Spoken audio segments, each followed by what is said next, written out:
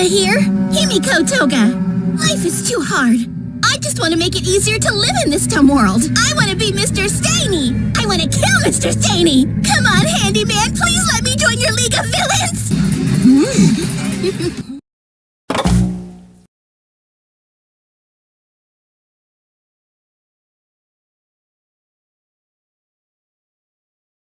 So, it's been a while since I did a cosplay video, only like a couple of months, but I'm back with another cosplay video. Today I'm going to be making Himiko Toga from My Hero Academia, mainly just because she's, like, my favorite character from My Hero Academia. Oh, you're bleeding, Sue! You couldn't be more adorable! I just love blood. I hope you enjoy the video.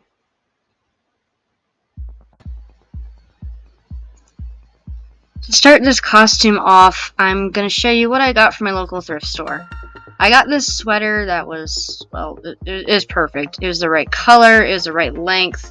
The only downside to this sweater is that it was a turtleneck sweater, and that's not what her sweater is, so I need to get rid of that. Don't mind my cat. She just wanted to interrupt me.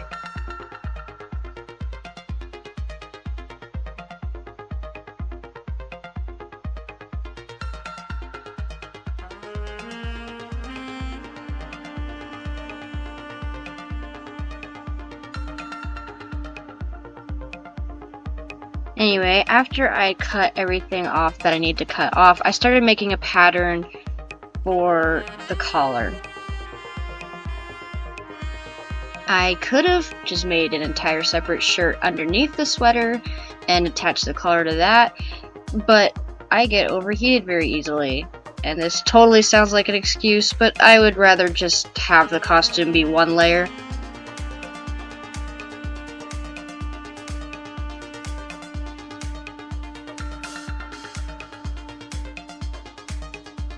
Anyway, I'm making a pattern of where I should cut, just so that it's even and I don't cut off too much, because it's a lot easier to remove stuff than to add stuff back.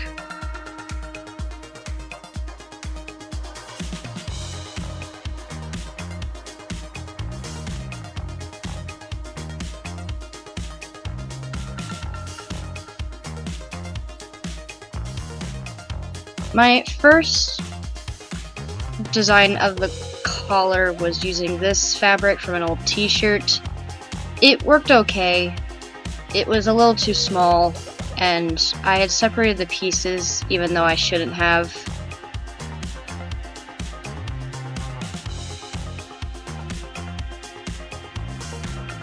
I redo it later, but I'm still going to show you this process here of me pinning it on. And yes, I am working on the floor. I don't recommend doing this. It's probably not the best idea. I'm just weird like that, and it's more comfortable.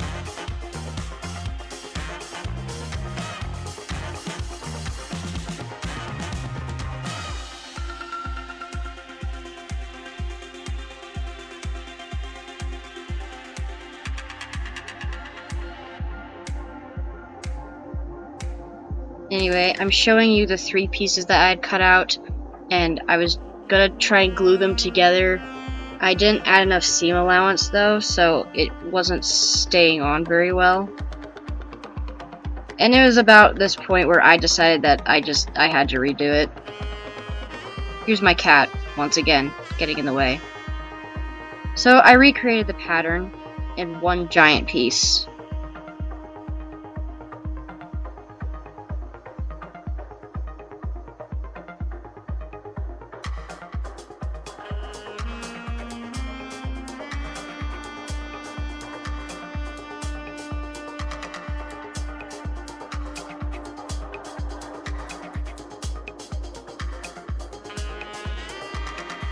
Here's the pattern after it's all cut out.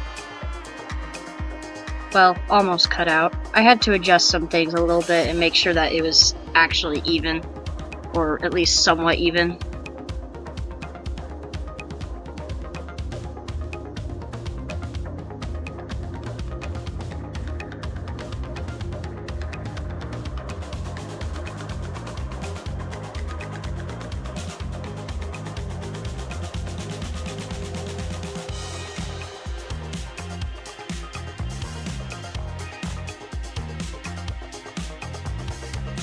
here I'm taping some stuff back on just so I can add seam allowance.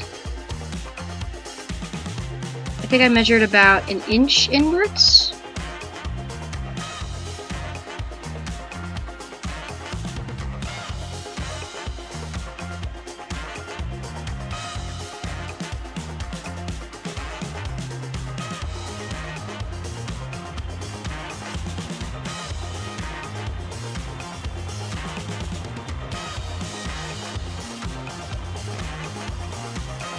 I also added a bit of seam allowance right here. I didn't go all the way around because I was feeling lazy that day, I guess. Anyway, here is the new fabric that I bought. I actually had enough to make the skirt with it too, so that's definitely a win. You know, the nice thing about working on the floor is that I can pretty much just pin the stuff like directly to the floor like this. And I'm getting in the way now. Fantastic.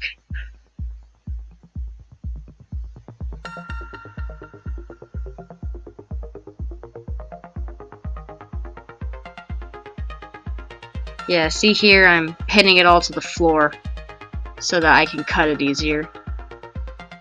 And my cat is literally ripping the pins out, like purposely. He's grabbing them with his mouth and just ripping them out.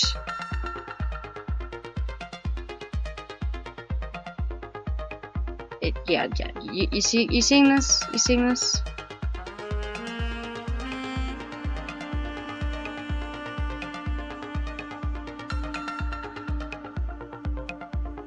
Anyway, after shooing my cat away, I finished cutting the piece.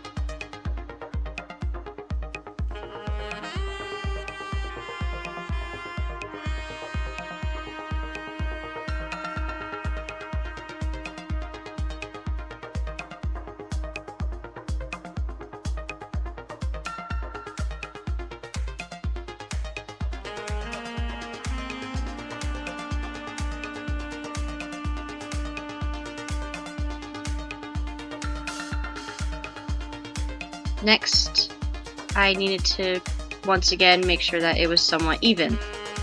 So I pretty much just did the exact same thing I did with the pattern. I folded it in half and just cut off whatever was extra.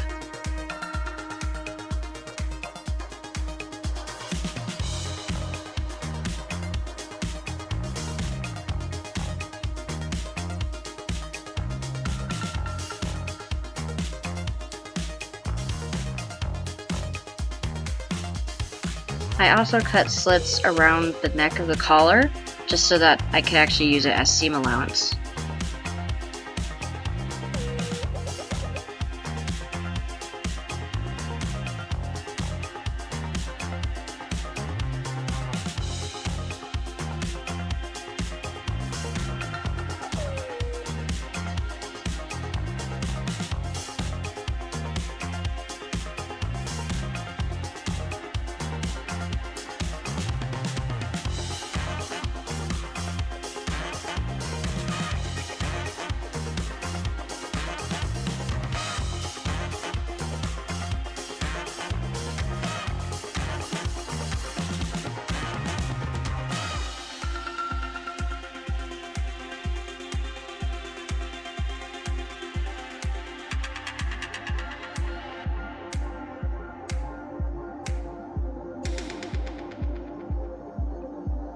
Now I'm pinning around the outer seam allowance so that I can sew it.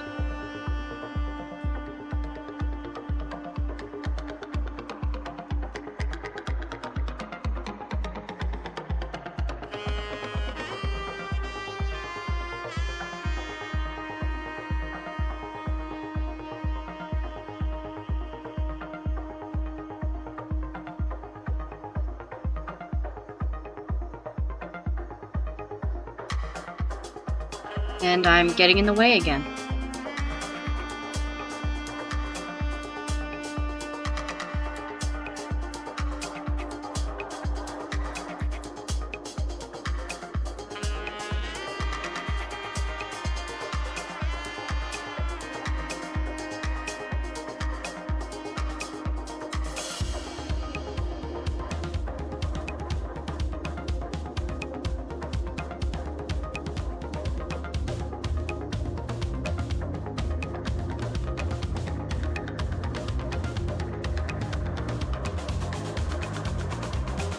This is the pattern after I sewed around the edges, and now I need to add the 2 white lines on the sides of the collar. I decided to use ribbon for this, although it turns out that was a terrible idea because now my cat will not leave it alone.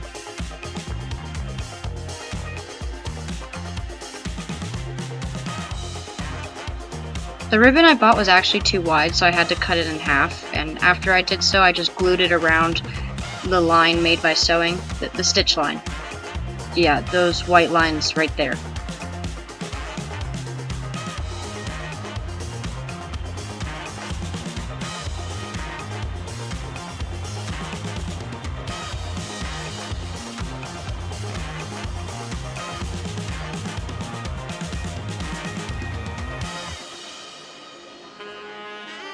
My cat came back to annoy me several times, because ribbon was very entertaining, apparently. I'm using fabric glue for this, by the way, if you were curious.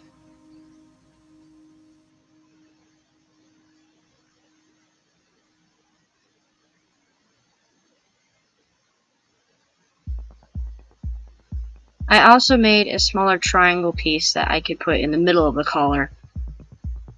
And my camera keeps moving around for some reason. Anyway, this is what it looks like after I've put it all together.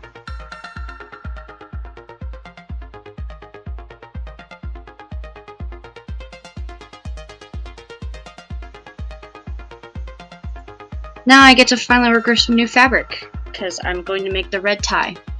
I'm once again pinning it to the ground, because it's easy. Maybe.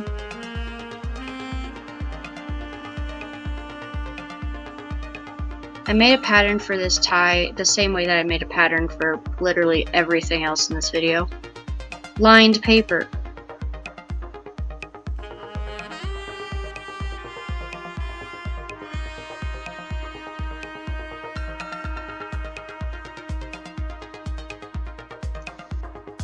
The tie was actually kind of a pain. I had to change things up a little bit. After I was done sacrificing all this piece of red fabric to my scissors, I then had to find a way to make sure that it wouldn't fray, because it is cotton fabric. I was originally just going to add a layer of glue to the whole thing, but that didn't work out because pet hair, dirt, everything just got stuck to it. Even when I got it out of the way, it was still very dirty, and it actually messed up the color a lot.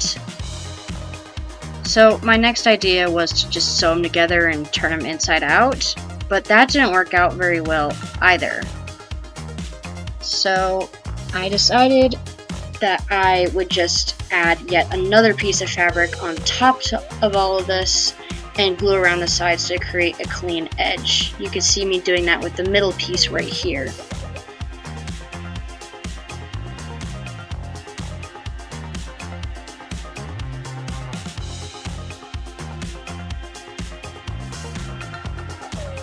After I'd done that to all the pieces, I could assemble it. I used hot glue for this, and after I was done assembling it, I added a button to the back.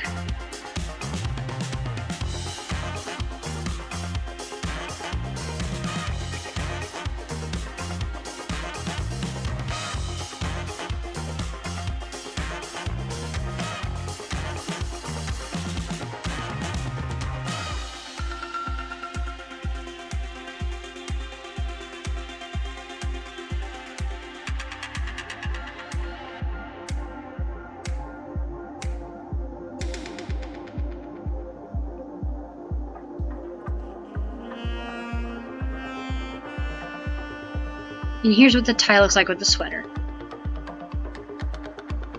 Now it is time to make the skirt. This was actually pretty easy. I already had a waistband ready to go, and all I did was just pin together the rest of the remaining fabric from the collar into one long strip of blue fabric. I sewed those pieces together, and I sewed a seam along the bottom for an even edge. After that was done, I just ruffled it up and sewed it to the collar. The waistband, not the collar.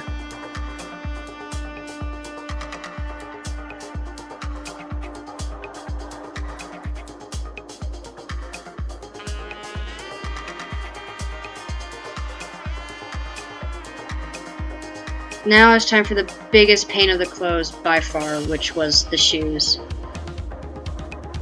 There were several versions of these shoes, but what I ended up going with was just buying these cheap dress shoes from Walmart, and I added a piece of cardboard to it to create the tongue of the shoe, and I just glued brown fabric on top of it and added black thread around the edges. The reason why this was so frustrating was just because it was not working. The first version of the shoes I did where I used foam, that didn't work. The second version where I pretty much just tried to create shoes myself, that definitely did not work. And when I did finally just end up with these shoes, it took forever to make for some reason. Probably because I was just so done with making shoes.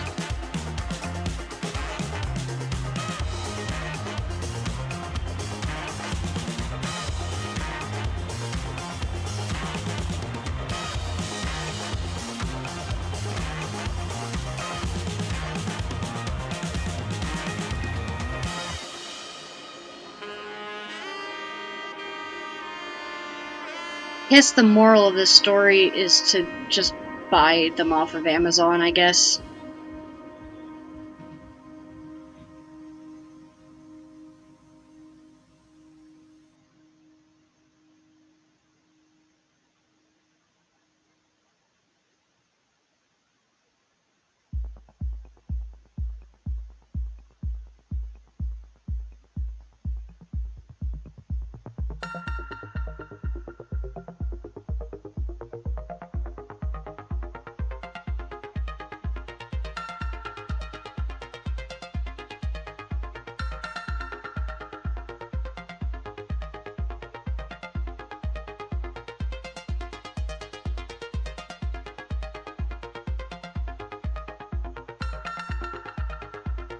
Here you can see I've started to glue the thread around the edges. I did this just so that it would have a more crisp edge. I don't really even know if this truly looks good, but it looks better if I didn't add the thread.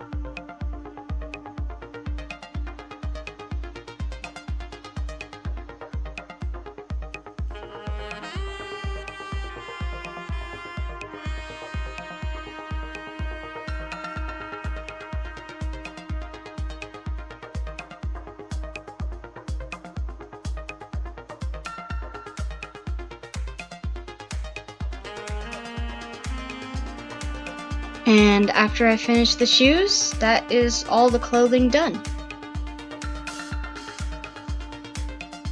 Here is all the clothing complete, but of course there is a lot more to her costume than just the clothing. I did finish all this already, but the video is not done yet, and if I included everything, it'd be 40 minutes long. So this is all I have for you for now, but there'll be more. Anyways, thanks for watching this video. Stay tuned for part 2, and I will see you whenever that video comes out. Goodbye!